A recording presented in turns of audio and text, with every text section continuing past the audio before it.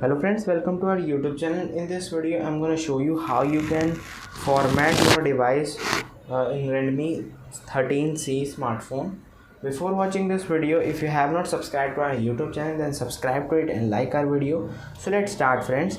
First you have to power off your smartphone like this, and then you have to on this by clicking on volume up button and power off button, and when it is vibrate you have to just click on power button. You have to left the power off button.